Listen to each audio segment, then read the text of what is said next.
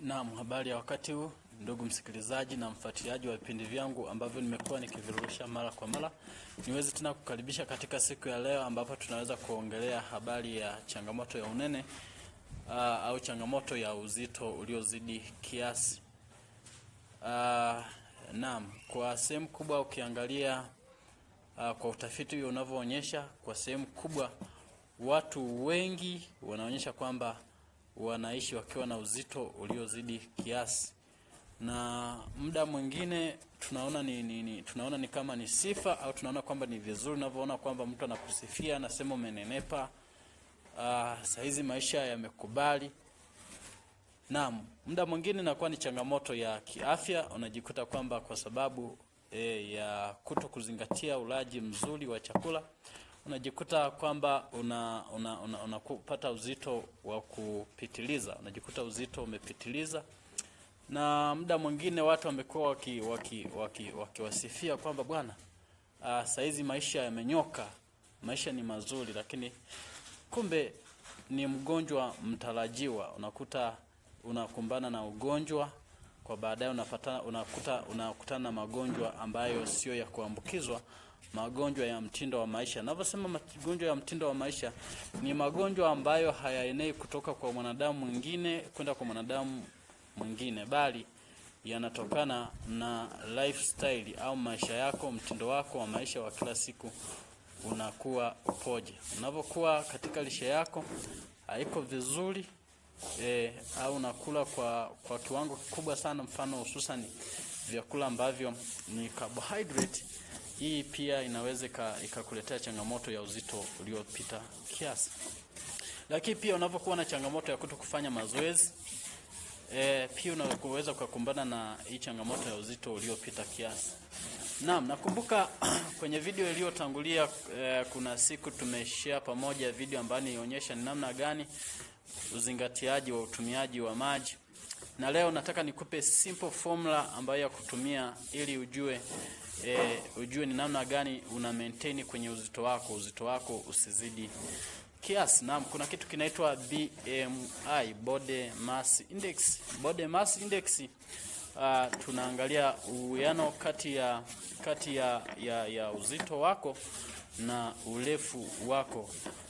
Naam, unapokuwa uwiano huu hauko sawa, unajikuta una uzito uliozidi kiasi, ambapo inakupelekea kuwa mnene kupita kiasi, lakini pia inaweza kukupelekea kupata magonjwa mbalimbali, lakini pia hata kupata kitambi.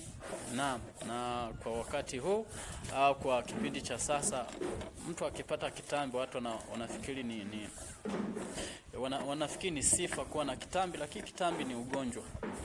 Kitambi ni ugonjwa, hii tunasema ni obesity, ambayo inaonyesha ni mrundikano wa mafuta ambayo yanakuwa hayafanyi kazi mwilini. Mwili unavyokuwa umeuzidishia aina fulani ya chakula, mfano hata chakula ambacho cha carbohydrate, baadaye na hiki chakula kama hakifanyi kazi, yani kumekuwa umewekeza kwa muda mrefu, yani vyakula umekuwa unakula chakula hiki na chakula hiki, unakula chakula hiki, au unapendelea hususan sana vyakula vya aina fulani, hususan vyakula vya carbohydrate na vyakula vya nyama, vinaweza vikakuletea changamoto hii, ukajikuta unapata kitambi au unakuwa ni mzito kupita kiasi. Utajuaje kama wewe ni mzito, una uzito uliopita kiasi au una uzito wa kawaida? Njia rahisi sana ambayo ni rahisi sana ni kujua uzito wako na urefu wako. Ukishajua uzito wako na urefu wako, hapo inaenda vizuri sana. Naam, kuna njia mbili. Njia ya kwanza ndio hiyo ambayo nimesema kwamba unachukua uzito wako katika kilogram, labda ni kilo 160, kilogram 160, unagawanya katika urefu wako, urefu wa mita ulizo nazo. Nadhani labda wengi utakuta una range 170 cm, ukichange kwenda kwenye mita na kuwa ni 1.7, au kama una urefu wa 160 itakuwa ni 1.6. Kwa hiyo utazidisha mara yenyewe 1.6 mara 1.6. Jibu linalopatikana kiurahisi, unachukua unachukua uzito wako ulionao unagawanya kwa urefu katika mita square. Na hilo jibu unalolipata inatakiwa lilenji kuanzia 18 hadi 24.9. Hiyo tunasema ni BMI ya kawaida, mtu anakuwa ni normal, hana uzito uliopita kiasi wala sio mwepesi kupita kiasi. Njia nyingine, formula nyingine ambayo ni nyepesi sana, ndio niliokuwa nataka tuweze kushare kwa pamoja katika video hii, ni hiyo kwa njia ya kujua urefu wako na uzito wako.